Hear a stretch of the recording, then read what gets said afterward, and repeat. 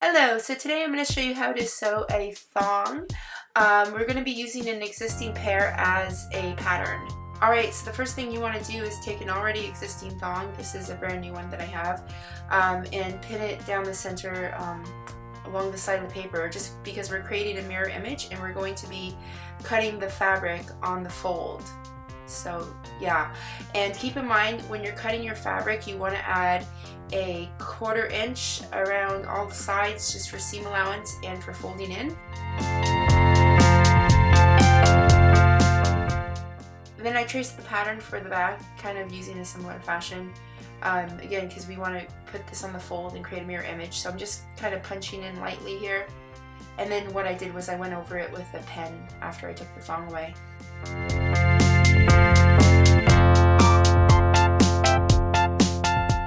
And here I am tracing the pattern for the gusset.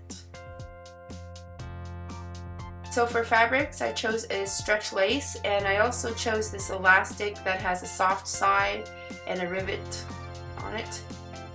Also picked up some of this stretch lace trim for the band. For the gusset I got this like stretchy t-shirt like material. And by the way, I got about a 1/4 meter of that stretch lace. So what I'm doing here is I am cutting out my pattern pieces. I didn't add seam allowance at the top because we're just using that trim at the top, but all around the other sides I added about a 1/4 inch or so. Okay, so now what you want to do is line everything up so you could serge the crotch, or you could just use a zigzag stitch. So what I did here is I put my front piece down, and then I put my back piece down, and so that the crotch is facing up, by the way. And then I put my gusset piece down. This is just so you're enclosing the seam between, I guess you'd say, the gusset and the front piece. So I'll show you how it works.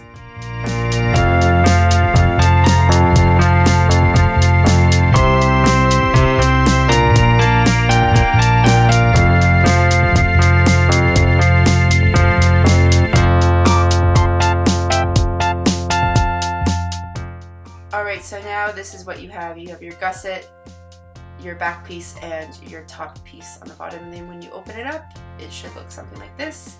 And you now encased your seam between your gusset and your front piece.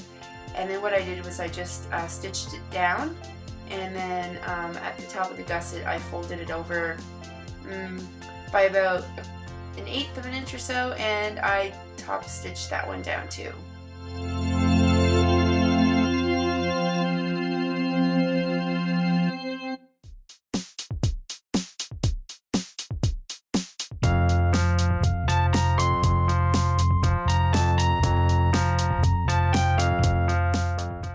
So the next thing I did was serge the sides and then top stitch over that to hold it down.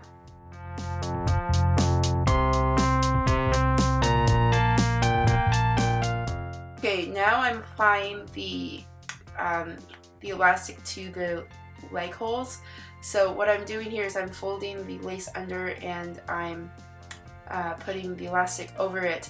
However, I'm making a huge mistake here, and I didn't realize this until I sewed it on. Those little rivets should be pointing towards the outside, not the inside like that. And yeah, that did end up affecting how my finished product looked, but it fit fine and it worked out okay, so yeah.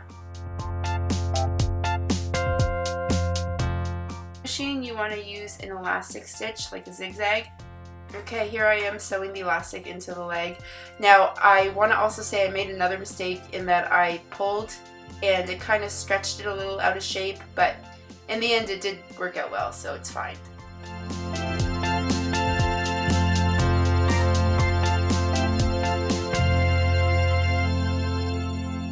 Now, what I did with the elastic to finish it is I just overlapped it and zigzagged like that.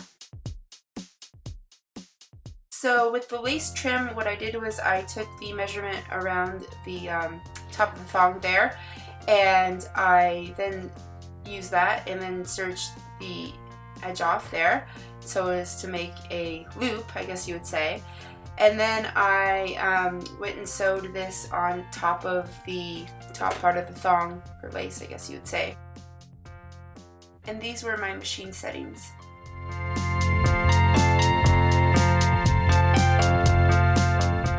And this is how they turned out. I must say I was pretty impressed, and they fit quite well. Other than the cosmetic defect of me stretching the leg out too much, it actually worked out okay.